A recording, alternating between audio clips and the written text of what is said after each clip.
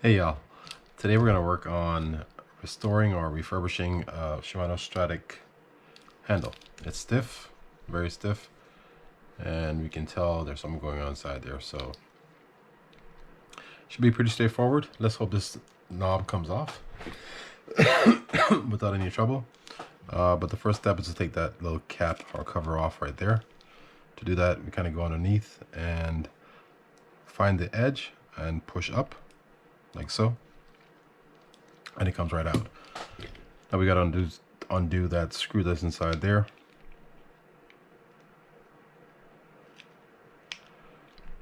If I can find it. And that loosened pretty easily, which is good. And you'll find a few pieces on here when you take this off. Hopefully it comes off. It did. Good. So you have a bushing on the bottom. You can replace that with a bearing if you'd like. We're not doing that. We're just simply replacing the damaged parts on here, or the worn parts, which would be the bearing that's inside here. So basically, I'm just going to pop that bearing out if I can find it. And it might be a little stiff because if it's frozen inside there, then you have rust kind of built up all around it. all around it. So might take a little work. So let's try another method.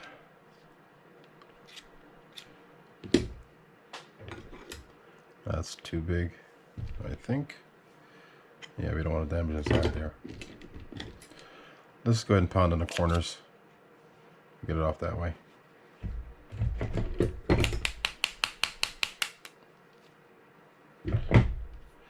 What I was trying to avoid there was damaging. Oh, I didn't damage it. That's good. That little washer that sits underneath the bearing. But as you can see, this bearing is pretty beat up. And that's the reason why this handle is very stiff to turn. So at this point, all I'm going to do is just kind of clean up inside there. Make sure it's free of any debris and any rust, or as much rust as possible. And then I'm going to grab a new bearing and come right back to you guys after I clean all this stuff up. I'm not going to pause the video. I'm just going to speed this part up. Then I'm going to disappear for a sec and grab a bearing that fits that. Then slow it down when I come back to that part.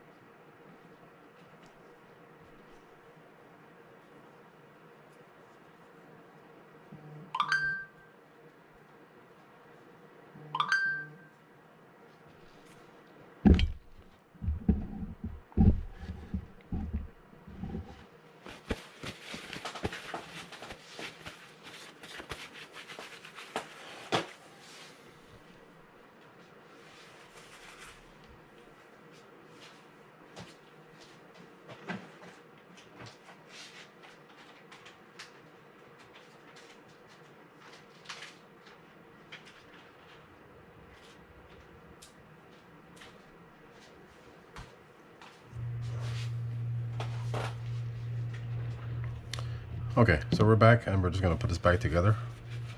First thing I'm going to do is oil this bearing.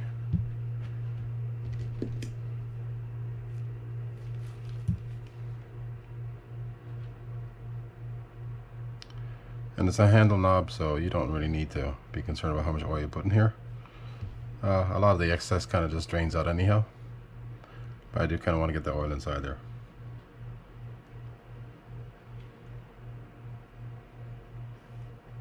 Alright, so next what I'm going to do for this handle is, for this bearing, is add grease to it.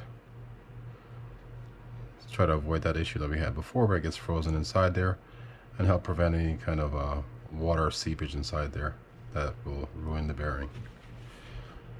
Bushing does not need grease, but I'm adding grease, and then I'm going to grease that shaft. Then we're just going to work on putting everything back together.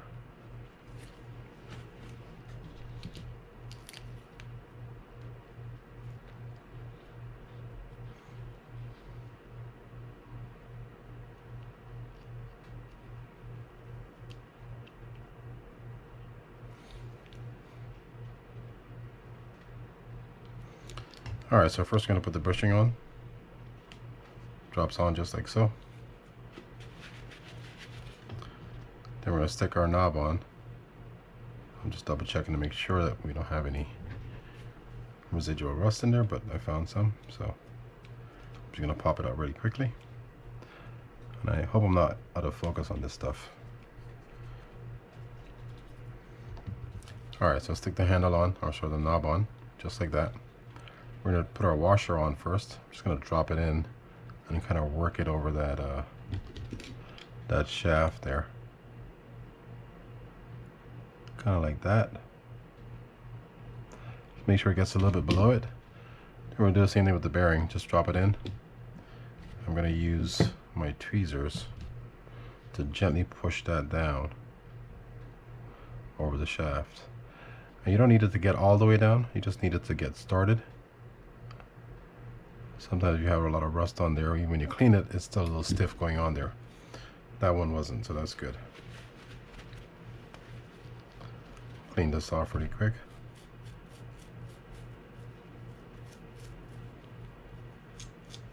Now we're just going to stick our screw back in and verify that it all works. You want to snug this down pretty tight. You don't necessarily want to over tighten it, but you want to be pretty snug on this. That should be good. And now we have a functioning handle knob again. Stick that back on, it just presses inside. Make sure it's seated all the way down, which this is. And now we're good. Alright guys, hope that helps some of y'all out there. If you need the size of the bearing or the part number for the bearing, you can look in the schematic for your reel, and it'll show you what the part number is so you can order it. Don't forget to hit that subscribe button, that like button if you appreciate the content that I put out, and be sure to tell your friends about the channel. Alright, I'll see you guys next time.